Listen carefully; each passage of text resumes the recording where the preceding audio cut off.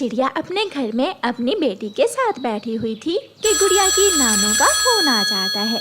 रानो बेटी, इस रविवार को तुम्हारी बहन की शादी है। माँ, इतनी अचानक सब हुआ और आपने मुझे बताया ही नहीं। वही तो बता रही हूँ, तुम गुड़िया को साथ जरूर लेकर आना और अपने दोस्तों को भी ले आना। सब मिलकर खूब मस्ती करेंगे। माँ ठीक है, मैं जरूर आऊंगी और मेरे दोस्त भी शायद मेरे साथ आए। रानो चिड़िया फोन रखती है तो गुड़िया उछलने लगती है। मौसी की शादी है, मैंने सुन लिया है। मम्मा मम्मा बहुत मजा आएगा, हम सब जाएंगे।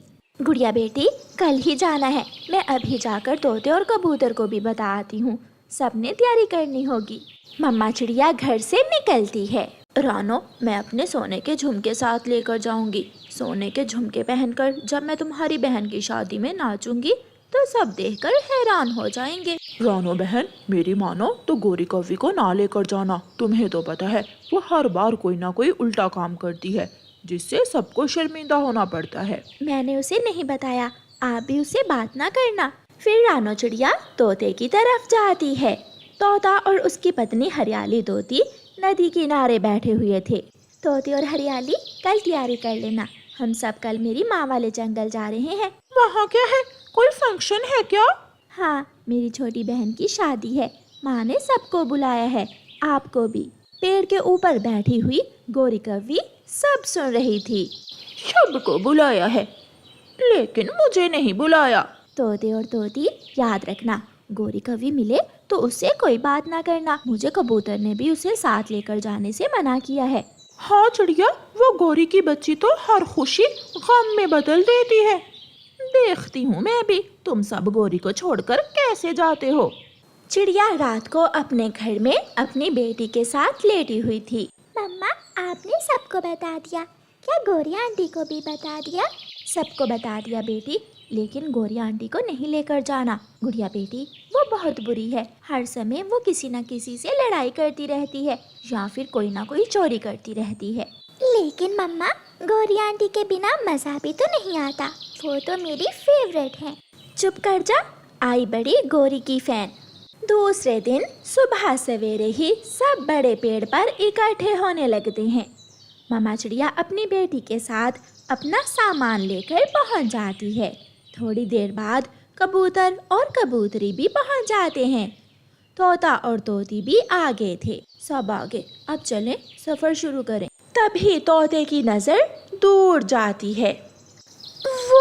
वो कौन अपना बैग उठाए आ रहा है? वो तो गोरी कव्वी है। उसे किसने बता दिया? गौरी भी वहाँ पहुँच जाती है। कोई मुझे बताए या ना बताए, गोरी को सब पता होता है। मैं तो जाऊंगी। चिड़िया, तुम्हारी बहन मेरी भी तो बहन है और तुम्हारी माँ तो मेरी सहेली बनी हुई है। अब मज़ा आएगा सफर का। गोरी आंटी आ गई, गोरी आंटी आ गई, हुर्रे! मुझे देखकर तो सबको जैसे सांप सूंघ गया हो। एक छोटी गुड़िया को ही मेरे आने की खुशी हुई है और इस मोटी चोंच वाले की तो आंखें ऐसे बदल गई हैं जैसे इसने मुझे उठा कर ले जाना है। चल गुड़िया, चलें हम। दोस्तों, अब तो गोरी साथ ही जाएगी। जरा ध्यान से अपनी अपनी चीज़ों की रक्षा करना। फिर वो सब वहाँ से उड़ते हैं। सारे पक्षी आगे पीछे उड़ते हैं। सारे जंगल के पक्षी एक साथ उड़ते हुए गुड़िया की नानों के घर जा रहे थे। आधे रास्ते में जाकर वो सब एक नदी किनारे रुकते हैं। मैं तो थक गई हूँ। मैं भी थक गई हूँ। आप सब यहाँ बैठे, मैं नदी से पानी पी लूं।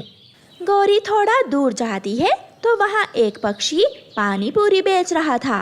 गौरी कव्वी आहिस्ता आहिस्ता पीछे से जाती है और पानी पूरी चोरी करके खाने लगती है। वो पक्षी गौरी को देख लेता है। चोर चोर, मैंने चोर पकड़ लिया। नाना पक्षी, मैं तो देख रही थी कि पानी पूरी का पानी तीखा है या फीका। ऐसा कहते हुए गौरी वहाँ से भाग जाती है। पुलिस पुलिस, जल्दी आओ, मैंने देखा जंगल में एक चोरों का टोला फिर रहा है, उनको आकर पकड़। थोड़ी ही देर बाद पुलिस वहाँ आ जाती है। पक्षी, कहाँ है वो चोर? मेरे साथ आओ। वो पक्षी पुलिस को चिड़िया, कबूतर, तोता और गोरी कव्वी के पास ले जाता है।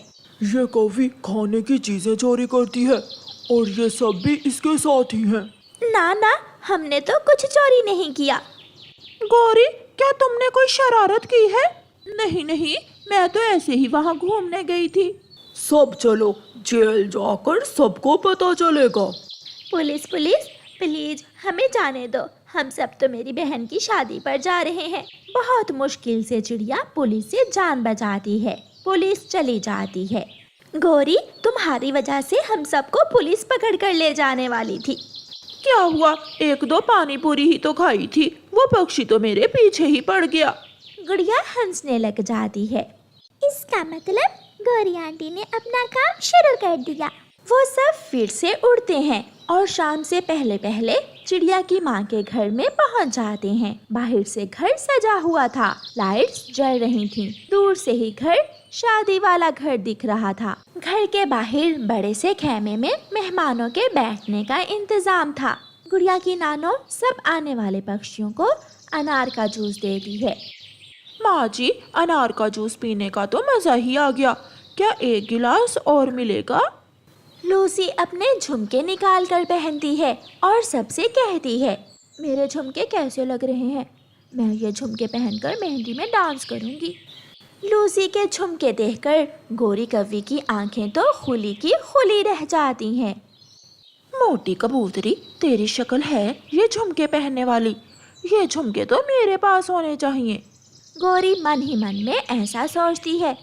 लूसी अपने झुमके उतार कर बैग में रखती है और सब गप्पों में लग जाते हैं। शोर ही शोर था, बाहर पटाखा जलता है। सब बाहर चले जाते हैं और गोरी कव्वी धीरे से लूसी के बैग से झुमके निकाल लेती है। अब छुपाऊं कहाँ? गौरी कव्वी को जल्दी जल्दी झुमके छुपाने के लिए कोई जगह नहीं मिलती, तो वो झुमके लेकर वहाँ से भाग जाती है।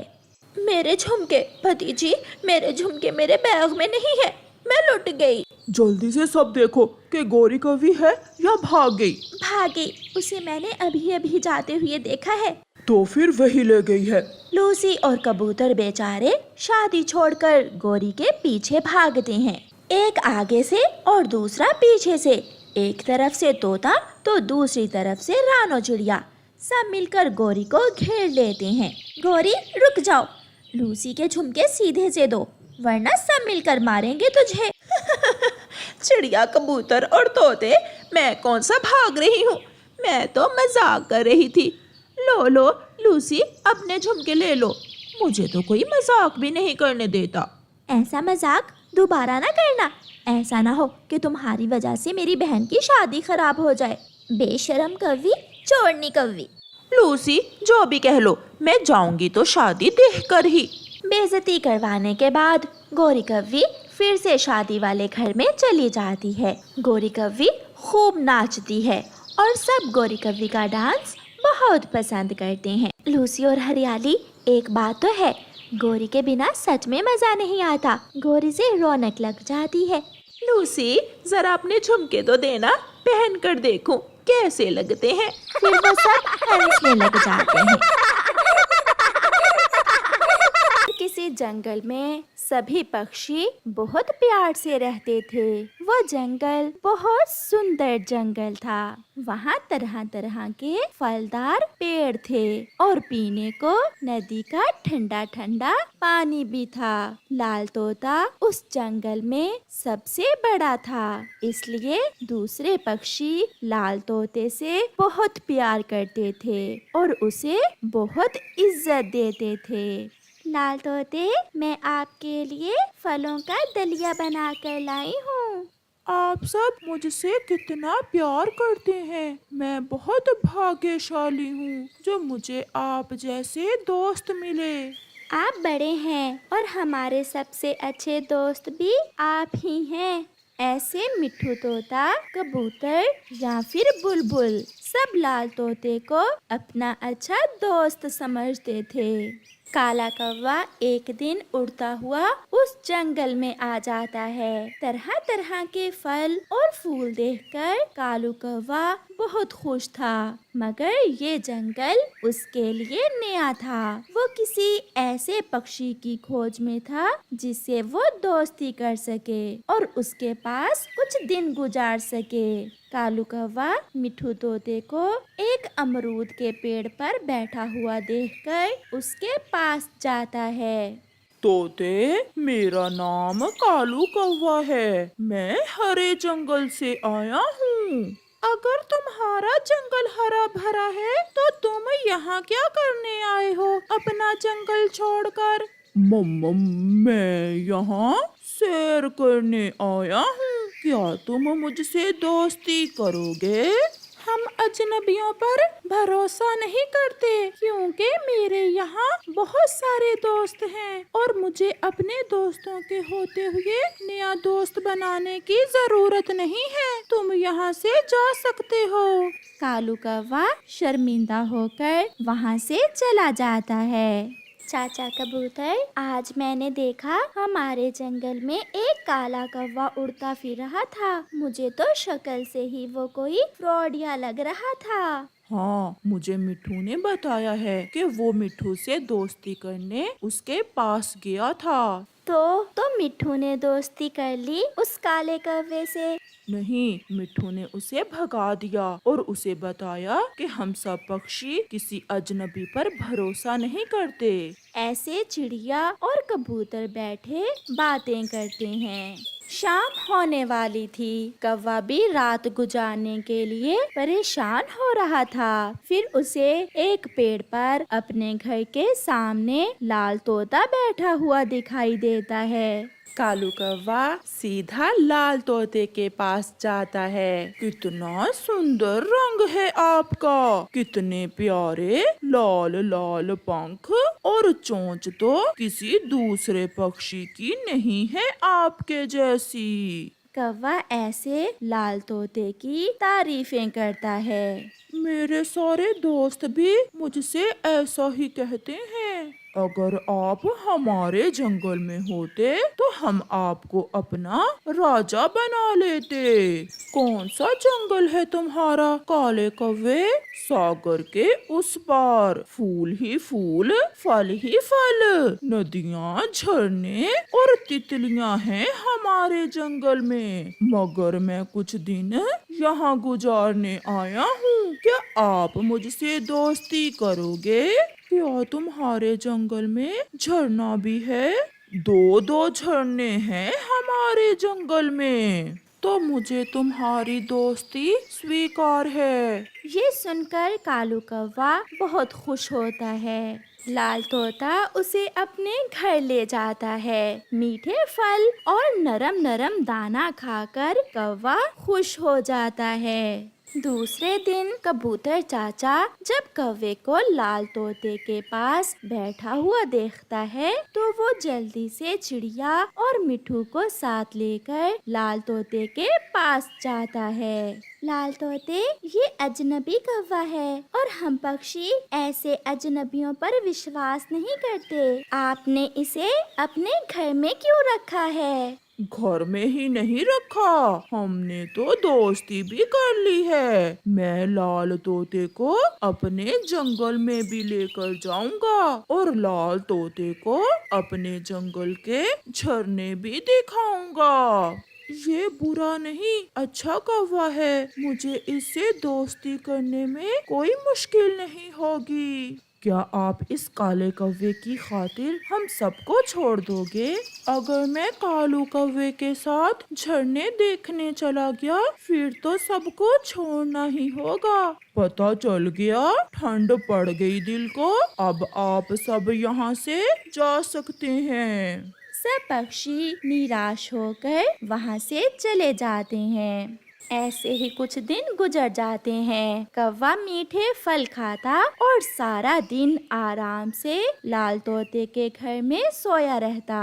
और फिर आहिस्ता आहिस्ता उस जंगल से मीठे फल खत्म हो जाते हैं और जंगल में सूखा शुरू हो जाता है। लाल तोता कौवे से कहता है, कौवे मेरे दोस्त, अब समय आ गया है कि हम आपके जंगल में जाएं और वहाँ के मीठे फल खाएं। तो फिर आप तैयारी करें, हम आज ही मेरे जंगल का सफर शुरू करते हैं। लाल तोता अपना सामान लेता है। उसके पुराने दोस्त लाल तोते को ऐसे तैयारी करते हुए देखकर फिर से उसके पास आते हैं। क्या आप कहीं जा रहे हैं? हाँ, मैं अपने दोस्त के साथ उसके जंगल में जा रहा हूँ। अब यहाँ तो सूखे दाने के सिवा कुछ नहीं मिलता। आप हमें छोड़कर ना जाइए। कितना लंबा समय हमने साथ गुजारा है। हमें आपकी बहुत याद सताएगी। आप ऐसा ना करें। चल लाल तोते, छोड़ो इन्हें। ये नहीं चाहते कि तुम मेरे जंगल के मीठे फल खाओ और ठंडे ठंडे झरने से पानी पियो। मुझे माफ करना दोस्तों, मैं आपकी खातिर अपने नए दोस्त को नहीं छोड़ सकता। ऐसा कहते हुए लाल तोता अपना सामान उठाकर काले कौवे के साथ वहाँ से चला जाता है। उसके पुराने दोस्त लाल तोते को कौवे के साथ जाता हुआ देखकर रो रहे थे, मगर वो कर भी क्या सकते थे, क्योंकि उनका दोस्त तो उन्हें छोड़कर जा चुका था। उड़ते उड़ते लाल तोता और कालू कौवा वीराने में पहुँच जाते हैं। शाम भी होने वाली थी। लाल तोता थक जाता है और वो दोनों दोस्त एक पेड़ पर बैठ जाते हैं। दोस्त, मैं थक गया हूँ और भूख भी लगी हुई है। और कितना दूर है तुम्हारा जंगल? मेरा जंगल अब आने ही वाला है। सागर आएगा और फिर सागर के उस पार है मेरा जंगल। आप यहाँ बैठो, मैं आपके लिए कुछ खाने को लेकर आता हूँ।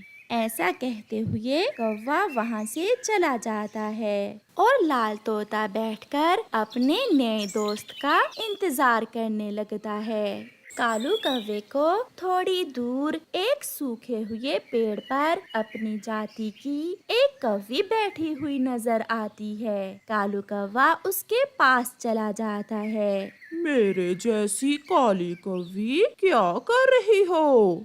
मेरा घर इसी जंगल में है और मैं भोजन लेने आई हूँ।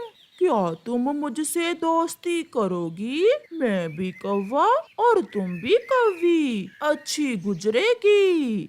हाँ, मैं तो कब से किसी कौवे की खोज में थी। कौवा वहाँ बैठकर उस कौवी से बातों में लग जाता है और सब भूल जाता है कि वो लाल तोते को पीछे छोड़कर आया है। जब शाम तक कौवा लौट कर नहीं आता तो लाल तोता भी अपने दोस्त कौवे को ढूंढने वहाँ से उड़ता है। थोड़ी दूर उसे अपना दोस्त कौवा एक कौवी के पास बैठा हुआ नजर आता है। लाल तोता वहाँ जाता है। ये फिर मेरे पीछे आ गया।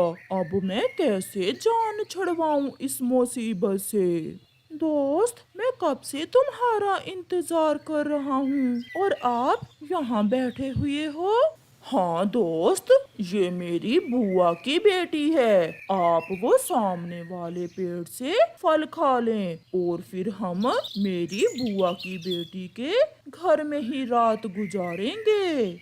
लाल तोता बहुत भूखा था, इसलिए वो कुछ सोचे बिना सामने वाले पेड़ पर जाकर फल खाने लगता है। नहीं दोस्त, मगर वो फल तो जहरीला है, वो मर जाएगा।